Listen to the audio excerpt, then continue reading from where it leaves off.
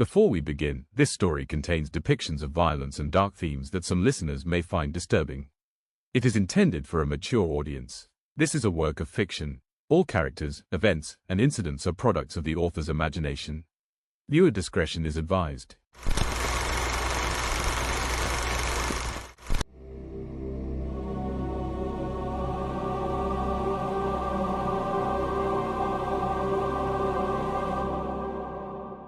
He opened her up, beginning at the bottom of her belly, right beneath her breasts, making a cut as he opened it wide, letting the blood pour down.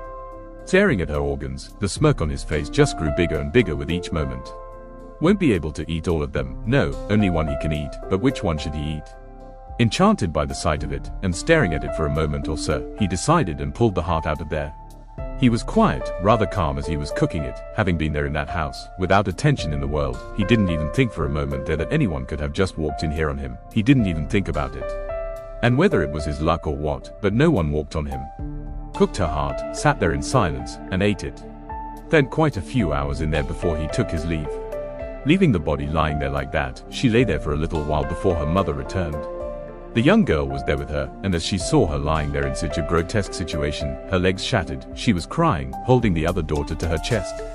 She had her face thrust into her chest, so she couldn't see the sight, as she herself just cried and cried.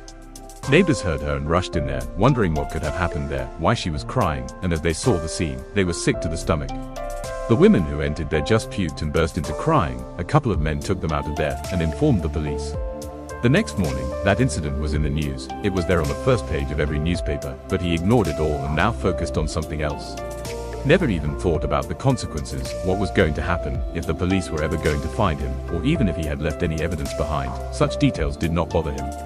Thoughts on his second victim, or could be his second victim, and that was his teacher. Did not go behind her right away, he took his time. Rather, let the lust grow, and just followed her for days. He got familiar with her schedule, her family, and the most important thing, at what time of the day she was all alone at home. She is a married woman, no kids, something which he found delightful. Her husband works in a sugar mill. He understood his schedule too, what time he goes to work and what time he comes back. He did that for days, until he got to know that at what hours of the day she is all by herself, and that he gets plenty of time for what he intends to do there. And there it was, a window between evening and night where she is all by herself, doing chores and working on the preparation for dinner. He gets the window, which gives him plenty of time to do what he intends to do there. He was just taking a guess from the amount of time that took him with the first victim. He was getting a little over that time, so, when he had everything he needed, he made a little plan there to visit her.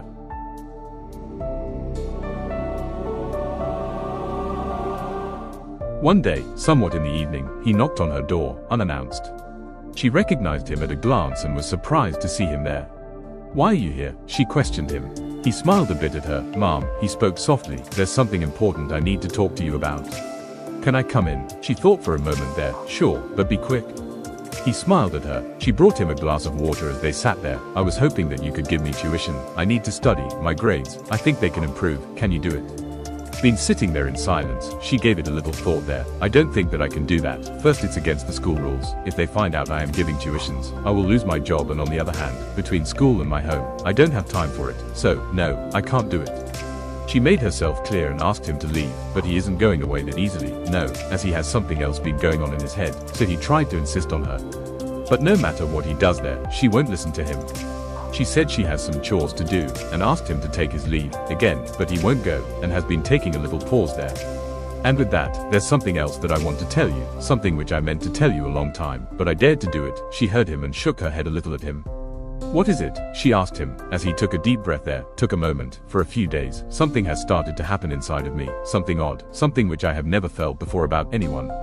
You might not like it, but I think I'm in love with you." She heard it, remained quiet, kept her expressions neutral. "I think about you all the time, day and night. You are the only reason why I came to school daily, to see you, the feeling I get to see you. I can't explain it to you."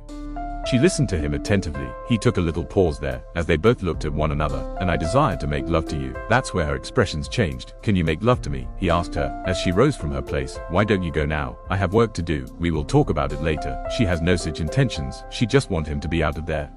"What, you don't like me?" he said innocently as he rose on his feet there. "Don't think of me just a kid. I can be a perfect partner. The love that I can give you, no one else can." He kept saying things like that there, and she kept asking him to leave. It went on for a while before there came a moment when she screamed at him. That scream was followed by a ghost silence before she took a deep breath, held her anger back. "Just leave for now, we will talk about it later," she said to him. He remained quiet, standing there, just staring at her, before he got closer to her and held her head between his hands. He kissed her as she tried to push him away from her. After struggling for a while, she managed to push him away and started to strike him. He did not raise his hand to her, just let her do whatever she was doing.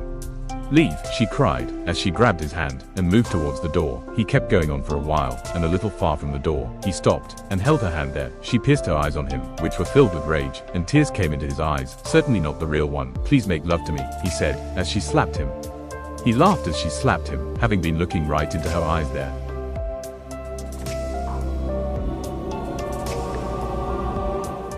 He struck her right there in her face. She released a cry, but before it got louder, he struck her again. As he did that, he grabbed her by her waist and moved forward from there.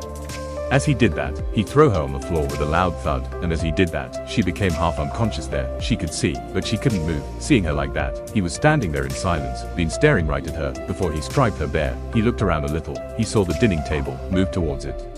Everything that was upon it, he threw it on the floor. Grabbing her in his arms, he put her on the table, upon her back, and using her clothes, he tied her arms and legs to each leg of the table, and shoved a piece of cloth in her mouth. And as he did that, he took a deep breath right there, stared at her for a moment or so, before he moved towards the kitchen.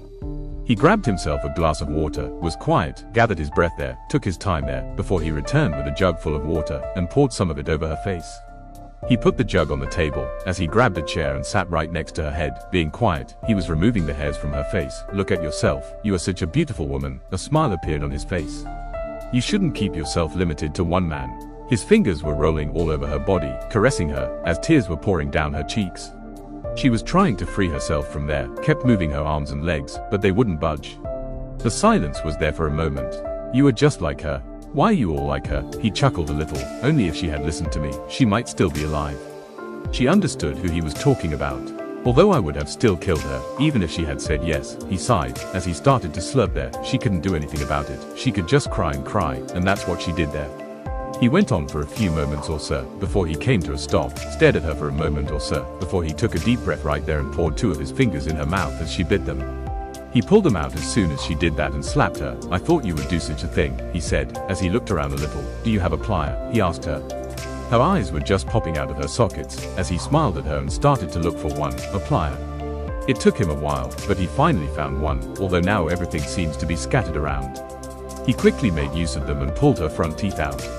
As soon as he was finished with it, he engaged in the activity he was there for. He knew how much time he had left there, and he seemed rather calm with it. She was still alive, barely conscious there, before there came a moment when he took a knife out of the kitchen, cut her open, and stared at her organs. He was just wondering which one he should eat. This time, he went with the intestines. He cooked them with relative ease and made them rather spicy.